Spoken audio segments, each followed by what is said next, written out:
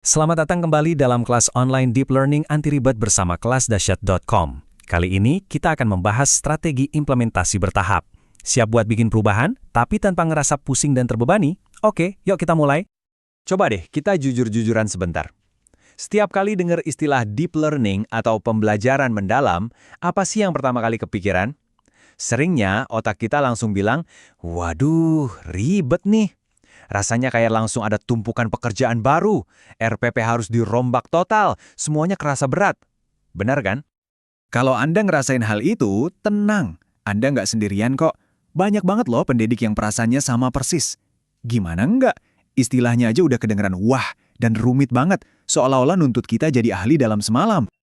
Udah gitu, kita kan sering denger ya soal target pendidikan nasional, terus lihat data-data kayak PISA yang nunjukin tantangan kita, makin kerasa deh tekanannya. Rasanya tuh kayak ada beban segede gaban di pundak kita buat bikin perubahan drastis, sekarang juga. Tapi sebentar, apa benar harus kayak gitu? Nah, sebagian besar tekanan ini sebenarnya datang dari beberapa salah kaprah, atau kita sebut aja mitos soal apa itu pembelajaran mendalam. Yuk kita coba bedah bareng-bareng mitos-mitos ini. Nah, coba deh lihat perbandingan ini. Di kolom kiri itu mitosnya. Kita mikir harus rombak RPP total-totalan, butuh laptop atau proyektor canggih, atau beli alat peraga yang mahal-mahal. Tapi, coba sekarang lihat ke kanan. Realitanya, jauh lebih simpel. Yang sebenarnya kita butuhin buat mulai itu cuma 3 hal. 1 pertanyaan yang bagus, interaksi yang hidup, dan ini yang paling penting, konsistensi. Udah, itu aja. Oke, jadi gimana caranya kita bisa mulai dengan cara yang sesimpel itu, tapi dampaknya bisa gede? Jawabannya ada di sebuah rahasia kecil yang luar biasa, yaitu kekuatan dari 1 pertanyaan. Tenang aja, gak usah pusing dulu. Saya janji, solusi yang mau kita bahas ini jauh lebih simpel dan gampang diterapin daripada yang mungkin lagi ada di pikiran Anda sekarang. Kuncinya adalah mulai dari hal yang paling kecil. Jadi, gimana kalau seluruh perubahan besar yang kita impikan ini, kita awali dengan cuma 1 pertanyaan saja? Iya, Anda nggak salah dengar. Cuma 1 pertanyaan di tiap awal pelajaran. Percaya deh, ini titik awalnya. Nah, ini dia yang kita sebut prinsip 1 pertanyaan. Intinya tuh gampang banget. Kita cuma perlu fokus ngubah 1 aja pertanyaan pemantik di awal pelajaran.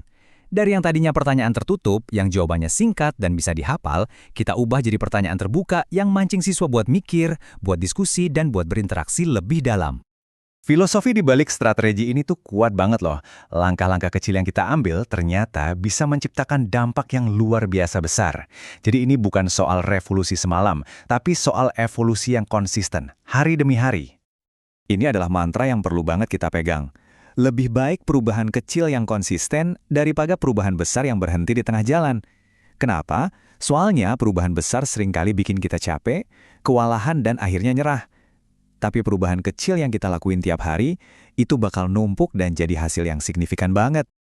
Biar gampang, anggap aja kayak olahraga. Lari 5 menit tiap hari secara konsisten, itu kan jauh lebih berdampak dan menyehatkan daripada maksain diri lari maraton sebulan sekali. Habis itu malah cedera dan berhenti total. Nah, sama persis. Konsistensi dalam hal kecil itu kuncinya.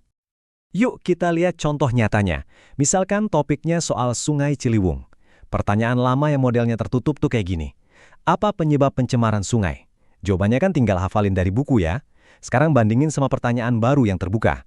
Menurut kalian, apa yang bisa kita lakukan untuk melestarikan sungai kita?